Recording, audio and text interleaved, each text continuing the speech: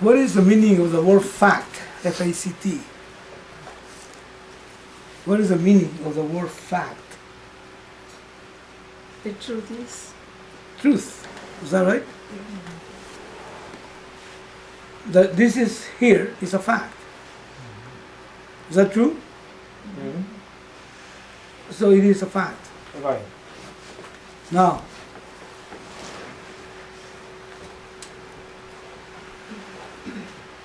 that you see it is a fact. Mm-hmm. And there's another fact, which is normally not appreciated. The light that allows you to see it. Is that a fact? Mm-hmm. Yes. And is it a fact that obvious as it is, because it's not hiding, obvious as it is not taken into account? Yeah, but That the seer is there, that the object seen is there, facts. And there's a third fact, which is the light that allows you to see it, isn't it? Now, that is not there is a fact. How do you know it's a fact? because of the light. Because of the light that doesn't allow, that is still now is illuminating the fact that it is not there, the absence of the thing, right? Vedanta is not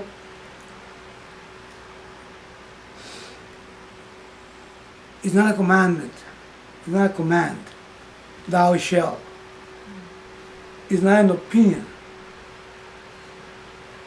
Vedanta states a fact. The teaching states a fact. Now, look, every aspect of what you call yourself is known to you. True? It's a fact. You're conscious of that. Body, mind, senses. You're conscious. Is that right? But just as light is obvious, but being so obvious, it is not considered. The light of awareness that illumines your knowledge of, that gives you knowledge of your body, senses, mind, is also fact. When this is there, light is there. When this is gone, light is gone, light is still there. When the body is there, the light of awareness is there. The body changes, the mind changes, the intellect changes, the memory change, and the object known changes. But the light of awareness continues to be. The light of awareness is Satyam. It's true. Just like light is true in this context. The rest of it keeps changing, but light remains, isn't it? It illumines the presence and the absence. Is that true? So in the same way, what we need to recognize is that there is one changeless, imperishable truth. And that truth is there. And it is a Sakshi, which means what? Witness. The witness. The illuminator, or the illuminating factor. And that doesn't change.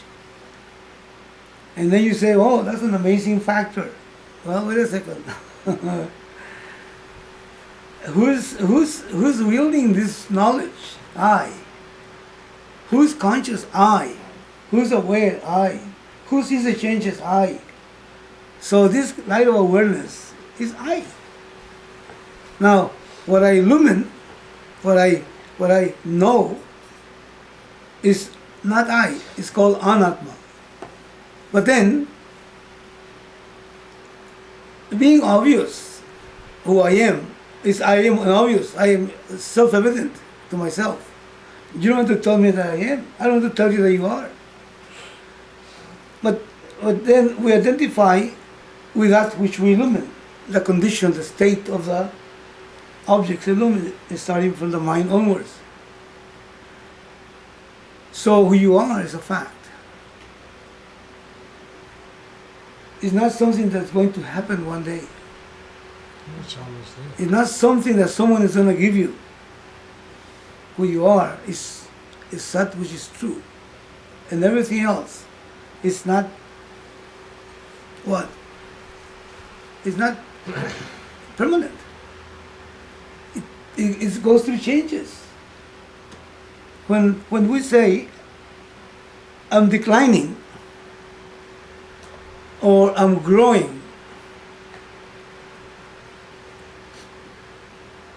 we're not stating a fact. We're stating a notion. Is that right? A notion in this case meaning what? What does notion mean? The truth. Not No necessarily. identifying with the body. It's just a sense. Sense. Yes, say.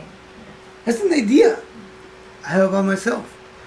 I have to question if I am declining, if I am growing. I doesn't decline nor grow. Now, everything grows or declines in front of me, but I am the witness, a sakshi, which doesn't decline or grow.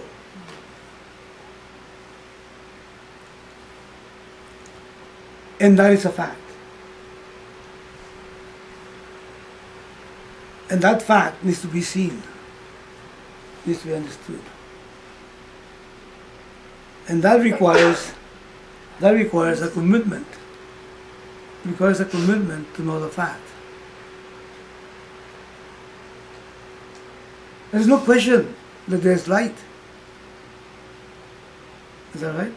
There's no question that there's light. Even though light is not, it's obvious because of that everything is seen. Light is not taken into account.